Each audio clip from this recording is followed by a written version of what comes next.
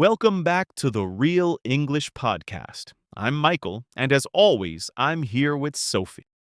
Hi, everyone. It's good to be back, Michael. So, today, I was thinking we could talk about something that I think affects almost everyone who's using English in a professional setting. It's this internal barrier, this fear of making mistakes.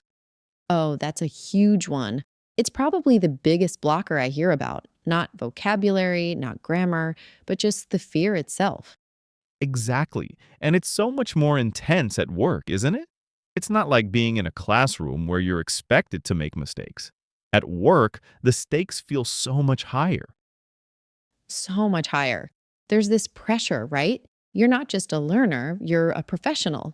You're a software engineer or a project manager or a designer. You have expertise. And there's a fear that if your English isn't perfect, it somehow negates that expertise. That's the core of it, I think. The fear of sounding, well, of sounding stupid or less competent than you actually are. Right, less competent, or that you won't be taken seriously. You have this brilliant idea in a meeting, but you're so busy translating it in your head, checking for the perfect grammar, that you just stay quiet. Yeah, I've seen that happen so many times. Think about a typical video call. There are 10 people on screen, maybe some senior managers are there. The conversation is moving fast, you want to jump in, but that little voice in your head says, wait, is that the right preposition? What if I phrase it awkwardly? And by the time you've rehearsed the sentence 3 times in your head, the conversation has moved on. The moment is gone. And that is so frustrating because then you're left with not just the feeling of, I didn't contribute, but also with this sense of, I'm not capable. And that's just not true. The capability is there, the knowledge is there. It's the fear that's building the wall. It really is a wall. And what's interesting is how much harder we are on ourselves as adults. When a child is learning to speak, every mistake is seen as part of the process. It's normal, even charming. But as an adult professional, we feel that any mistake is a personal failing. A personal failing. That's a great way to put it. We don't see it as a step in learning. We see it as a reflection of our intelligence or our professional worth. It's an incredible amount of pressure to put on ourselves. It is. And the workplace environment can amplify that. If you're in a very competitive culture or you're trying to prove yourself for a promotion, the desire to be perfect is so strong. You don't want to give anyone any reason to doubt you. So, what happens? We play it safe. We use simple sentences. We avoid complex topics. We give short answers. We shrink our contributions to fit what we can say perfectly instead of expanding our language to fit our complex ideas. Exactly. We let the fear dictate our communication. And the irony is, by trying so hard not to sound unprofessional, we can sometimes come across as disengaged or not having much to say. Right. Your manager isn't thinking, oh, his grammar is perfect. They might be thinking, why isn't he contributing more in these meetings? They're missing your ideas, your perspective. That's the real loss. That's the real loss. I think a major mental shift that has to happen is moving the goal from perfection to connection or communication. The purpose of speaking in a meeting isn't to deliver a grammatically flawless speech. It's to share an idea, to ask a question, to clarify a point. Yes, communication over perfection. I mean, let's be realistic. Think about your native speaking colleagues. Do they speak perfectly all the time?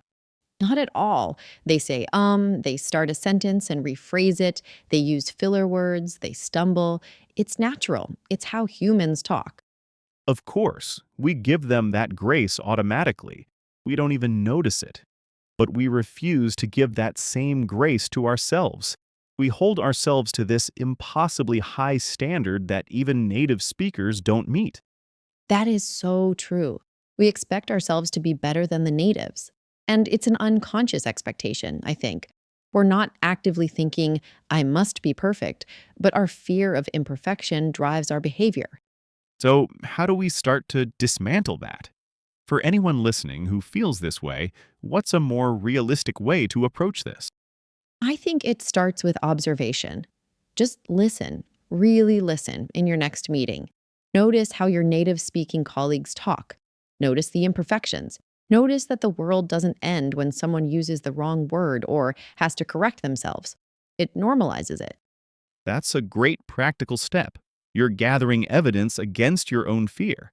You're proving to your brain that the danger it perceives isn't actually real. And then it's about shifting the focus from yourself in your performance to the other person and the message. Are they understanding you?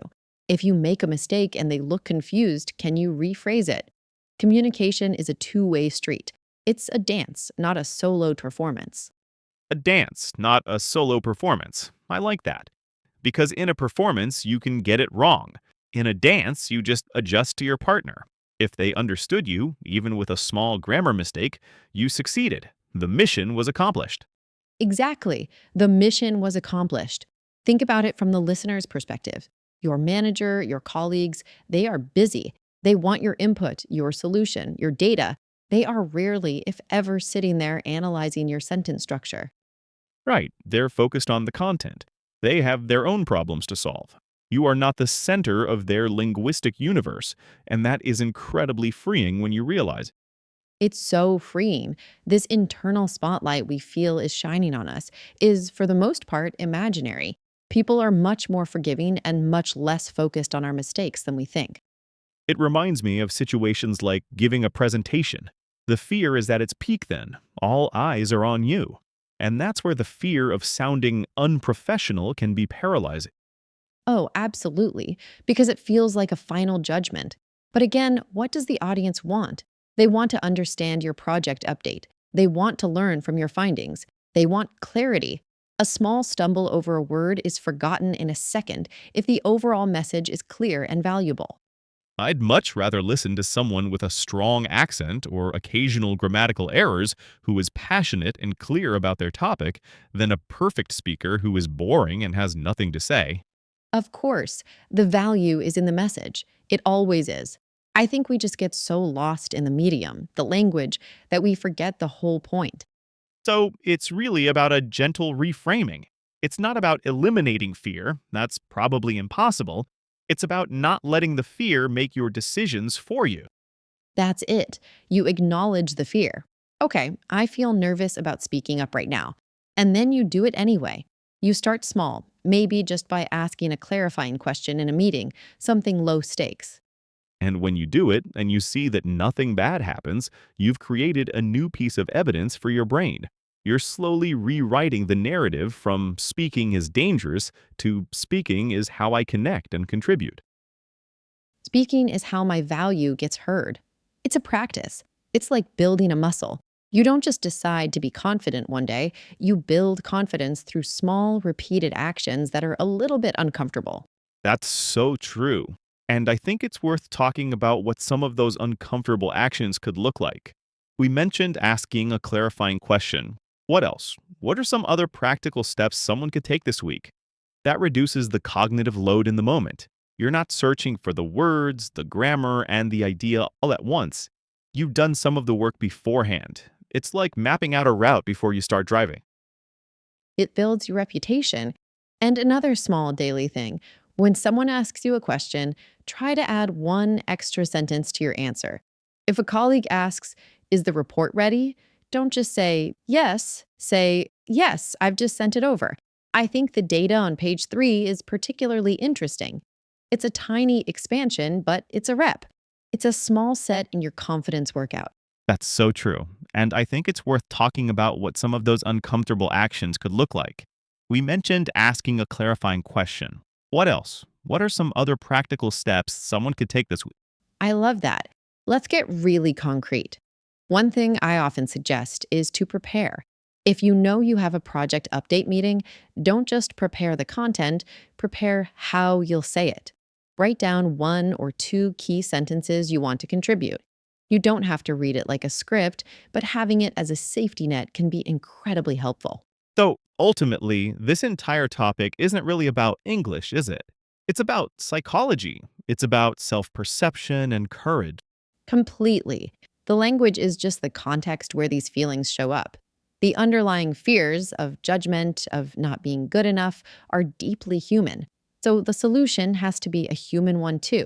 It's about being kinder to yourself. Kindness and a more realistic perspective. Realizing that your colleagues are your collaborators, not your judges. They want to hear what you have to say. Your imperfect English is infinitely more valuable than your perfect silence. Your imperfect English is infinitely more valuable than your perfect silence. I think that's the perfect place to leave it. It really says it all. I agree. It's not about being flawless. It's just about showing up and sharing what you know. Give yourself permission to be a work in progress because we all are. Well said, Sophie. Thanks for the conversation. And to everyone listening, thanks for joining us on the Real English Podcast.